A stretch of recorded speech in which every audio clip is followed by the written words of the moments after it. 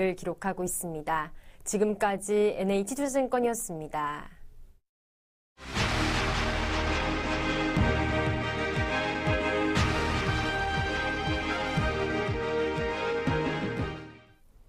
여러분 안녕하십니까? JTB 뉴스입니다. 지난 가위박물관장이 진안군의 가윗값을 부풀려 팔았다는 보도 여러 차례 해드렸는데요. 이 박물관장이 이항로 진안군수의 핵심 공약 사업에도 깊숙이 관여했다는 의혹이 일고 있습니다. 첫 소식 하원호 기자입니다. 해발 806m인 북위산은 진안의 주산으로 불립니다. 진안군은 북위산 정상부의 천문대를, 산 아래 원현장 마을에는 개구리 같은 양서류를 볼 수 있는 자연 생태체험장 조성 사업을 추진하고 있습니다. 사업비는 각각 98억 원, 국가 예산을 지원받는다 해도 진안군 예산만 100억 원이 넘게 들어가는 대규모 개발 사업입니다. 하지만 사업 효과는 불투명합니다. 부안군과 남원시, 무주군 등이 천문대를 운영하고 있지만 관람객이 적어 입장료 수입으론 운영비조차 충당하지 못하고 있습니다. 결국 수십억 원을 들여 천문대를 지어놓고 해마다 세금으로 운영비를 메꾸고 있습니다. 생태체험장도 마찬가지입니다. 마이산에만 이미 2개의 생태공원이 있는 데다 어느 농촌이든 흔히 볼 수 있는 개구리가 진안군과 어떤 연관이 있는지도 의문입니다. 북위산에 천문대를 세우는 별빛 고온 사업과 이곳에 양서류 등을 전시하는 자연 생태체험장 조성 사업은 모두 이항로 진안군수의 공약 사업입니다. 그런데 이 공약 사업에 가위박물관장인 이모 씨의 입김이 작용한 것으로 드러났습니다. 이 씨는 지난 2014년 출마를 준비하던 이항로 진안군수를 만나 아이디어를 제공했다고 밝혔습니다. 하룻밤을 묵고 갈 수 있는 그런 상품이 되려면 벨트가 돼야 됩니다. 그래서 이제 말씀드린 게 이제 그런 거죠. 그렇게 해서 양서류 박물관하고 그 천체 천문대도 역시 이 씨는 담당 공무원을 만나 여러 차례 자문을 하는 등 사업 추진 과정에도 깊숙이 개입했습니다. 그 분야에 대해서 저희가 전혀 모르는 상황이잖아요. 그러다 보니까 그런 자문들을 받게 됐고요. 어떤 직위나 어떤 자격을 가지고 군정에 자문을 했느냐, 그게 궁금한 겁니다. 저는. 그래서 솔직히 모릅니다. 우리 둘 다. 이 때문에 일부 의원들은 천문대와 자연생태 체험장이 완공되면 이미 가위박물관을 위탁받은 이 씨에게 또 위탁을 맡기로 했던 게 아니냐는 의혹을 제기하기도 했습니다. 진안군은 이 씨가 곤충박물관을 운영하고 천문 관측에도 경험이 많아 자문을 구한 것뿐이고 두 시설의 운영을 이 씨에게 맡기려 한 게 아니냐는 의혹에 대해서도 지나친 억측에 불과하다고 해명했습니다. 가위값을 부풀려 진안군에 팔았다는 전주방송의 보도로 논란이 커지자 이 씨는 이 두 사업에도 손을 떼겠다고 밝혔습니다. 더 이상 진안하고 천문대도 이제 제가 이제 그 아이디어를 드린 상태에서 끝내려고 합니다. 지난해 참 어떻게 꽃을 달아주려고 제가 시작했던 일이 내가 오히려 괜히 폐를 끼치게 되는 일을 했구나 이런 좀 후회를 하고 있습니다. JTB 뉴스 하원호입니다. 전주시 팔복동을 비롯해 전국적으로 폐기물 발전소 민원이 끊이지 않자 국회가 관련법 개정안을 발의했습니다. 개정안이 통과되면 폐기물 에너지 수익이 뚝 떨어지기 때문에 발전소 운영이 힘들 것으로 보입니다. 김철 기자입니다. 폐기물 발전소는 폐타이어를 비롯한 고형 폐기물을 태워 전기를 생산한 뒤 이를 판매해 수익을 얻게 됩니다. 하지만 고형 폐기물을 태우는 과정에서 환경 오염을 부추길 거라는 반발이 큽니다. 국민의당 송금주 의원을 비롯한 11명은 폐기물 발전소 민원이 전국적으로 확산되자 신에너지 및 재생에너지의 개발과 이용 촉진법의 일부 개정안을 발의했습니다. 개정안은 고형 폐기물로부터 생산된 에너지를 재생에너지로 인정하지 않고 비재생 폐기물 에너지 사업자의 경우 공급 인증서인 REC의 추가 발급을 금지했습니다. 전주시는 개정안이 통과되면 폐기물 발전소의 수익이 급감할 것으로 내다보고 있습니다. 폐기물 발전소는 생산된 전기를 한국전력에 SMP로 팔거나 대규모 발전 사업자에게 공급 인증서인 REC를 판매합니다. 개정안의 통과로 REC 발급이 중단되면 대규모 발전 사업자에게 전기를 팔 수 없어 업체 수익이 줄어든다는 겁니다. REC 발급을 받지 못할 경우 사업자는 발전 수익이 절반 이상으로 떨어질 것으로 예상하고 있습니다. 기존 사업자뿐만 아니고 신규 사업자도 진입이 어려울 것으로 예측하고 있습니다. 발전소 주변 주민과 환경단체는 법안 통과를 기대하고 있습니다. 그러나 폐기물 발전소는 에너지 정책의 후퇴라며 반발할 가능성이 커 법안 심의 과정에서 진통이 예상됩니다. JTB 뉴스 김철호입니다. 서남대 학교 폐쇄 명령이 내려졌습니다. 학교가 문을 닫으면 서남대 학생들은 인근의 다른 대학으로 특별 편입학됩니다. 서남대는 집행정지 가처분 신청을 내고 법적 대응하기로 했습니다. 조창현 기자입니다. 교육부가 서남대에 대해 학생 모집 정지와 대학 폐쇄 명령을 내렸습니다. 학교 폐쇄일은 내년 2월 28일입니다. 교육부는 학교법인 서남학원에 대해서도 법인 해산 명령을 같이 내렸습니다. 교육부는 서남대가 학생들의 교육의 질을 보장할 수 없는 한계 상황에 직면했고 재정 기여자를 통한 정상화 방안도 실현하지 못해 폐쇄 명령을 내렸다고 밝혔습니다. 서남대는 횡령금 변제와 체불임금 청산 등 교육부가 시정 요구한 17건의 조치를 제대로 이행하지 못했습니다. 학교 폐쇄에 따라 서남대 학생들은 인근 다른 대학에 동일 유사학과로 특별 편입학할 수 있는 기회를 갖게 됩니다. 서남대 학부생 1,890여 명과 대학원생 138명이 대상입니다. 관심이 높은 의대 정원의 경우 2019학년도 한시적으로 도내 대학에 배정하는 방안이 검토되고 있습니다. 서남대는 예상보다 빨리 폐쇄 명령이 내려졌다며 효력정지 가처분 신청 등 법적 대응에 들어가겠다고 밝혔습니다. 또 사립학교법이 개정되지 않은 상황에서 내려진 학교 폐쇄 명령은 오히려 비리 사학을 옹호하는 것이라고 규정했습니다. 비리 재단인 구재단에 대해서 편들어주기식 정책이 아닙니까?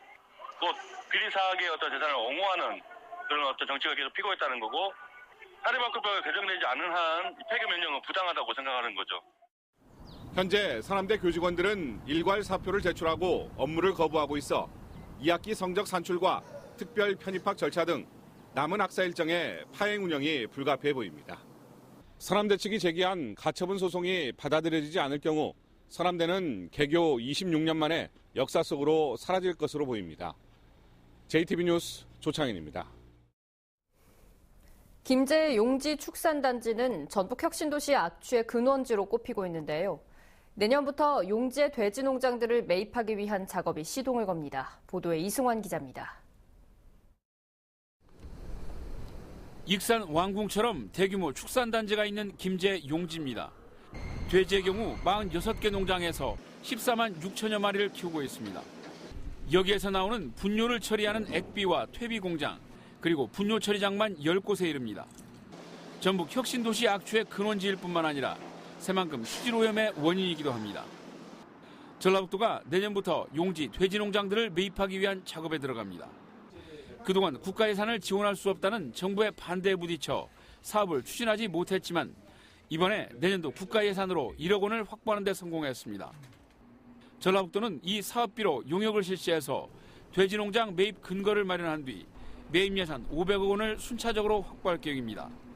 예, 용역에 들어가면은 그 왕궁과 마찬가지로 용지도 세특법에 의해서 특별관리지역으로 지정되는지 여부를 환경조사를 하게 됩니다. 용지 축산 농민들은 일단 매입 사업에 반대하지 않는 분위기입니다. 하지만 충분한 보상과 이주 대책이 마련돼야 한다는 입장을 나타내고 있습니다.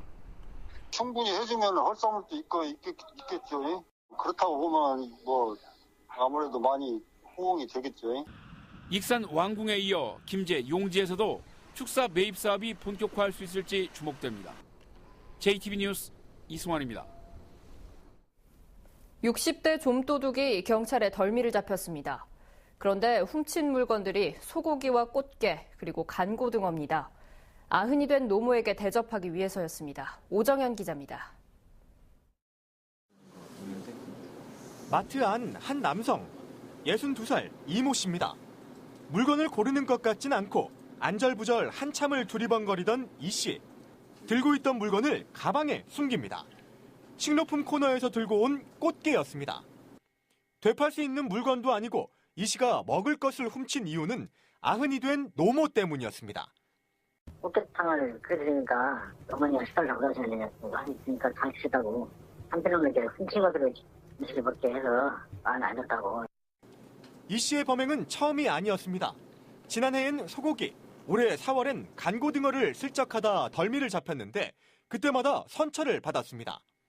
딱하게 보이기도 하고 이 사람이 어떻게 되면은 또 노무는 또 누가 모시고 파출소에도 그 어떤 처벌 같은 것은 굳이 필요 없으니까 여기에서는 원치를 않으니까.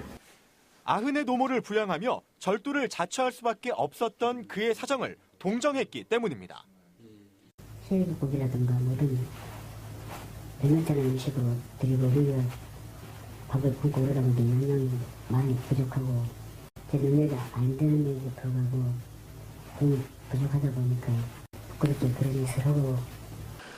경찰은 절도 혐의로 이 씨를 불구속 입건하고 드러나지 않은 범죄가 더 있는지 캐묻고 있습니다.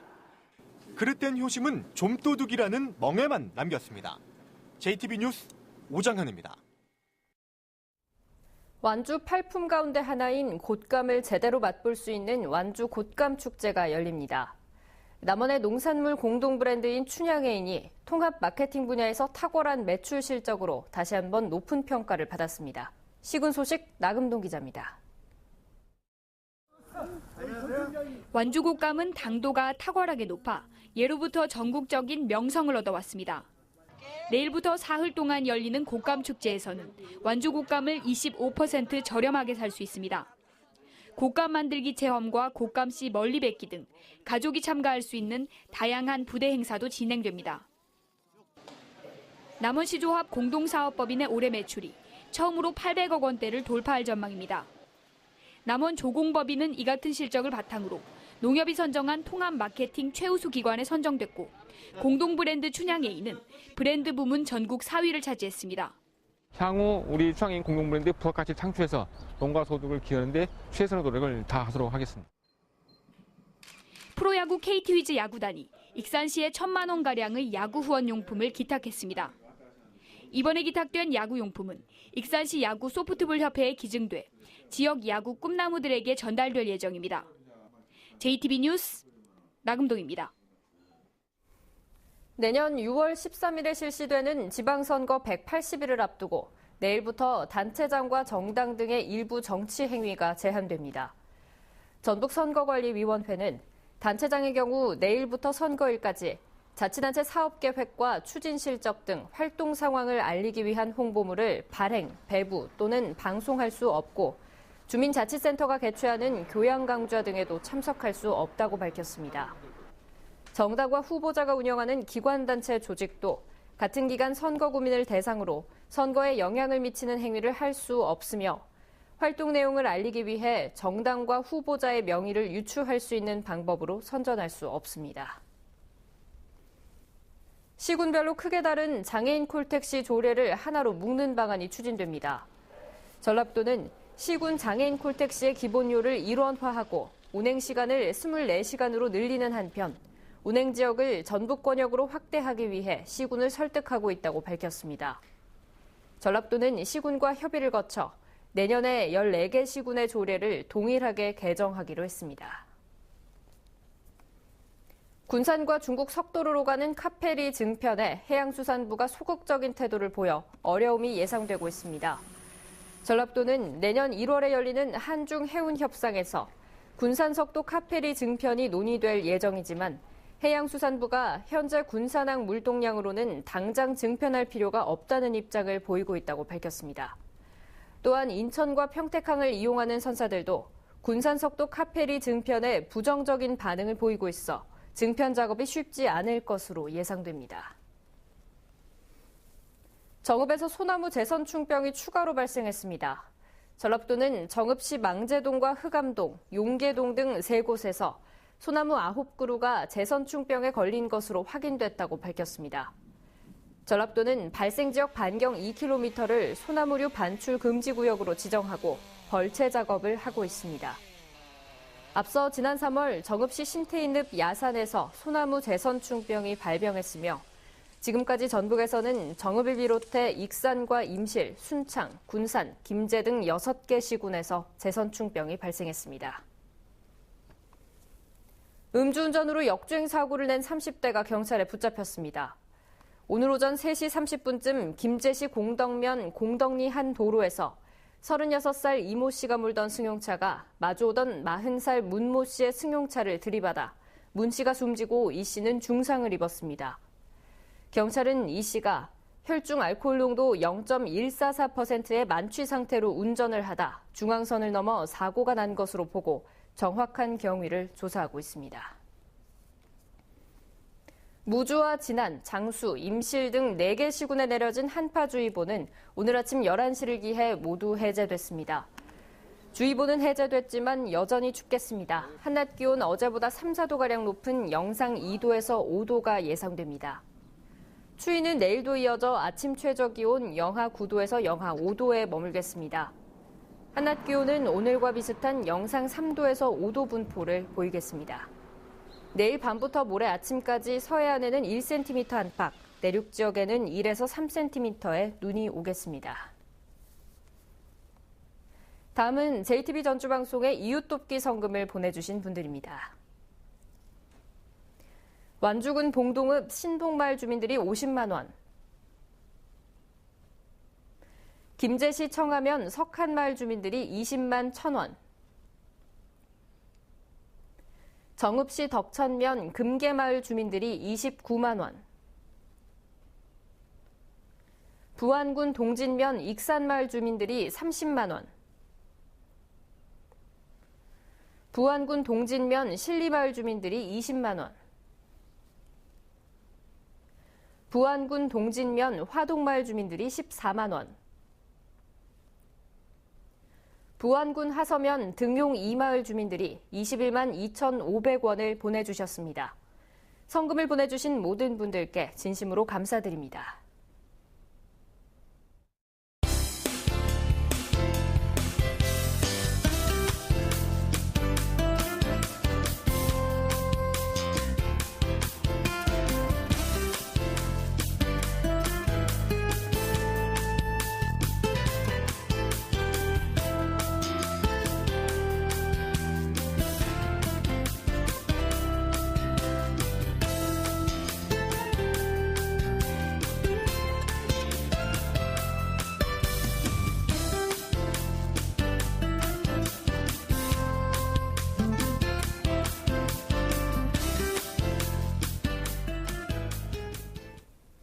JTB 뉴스를 마칩니다. 함께해 주신 여러분 고맙습니다.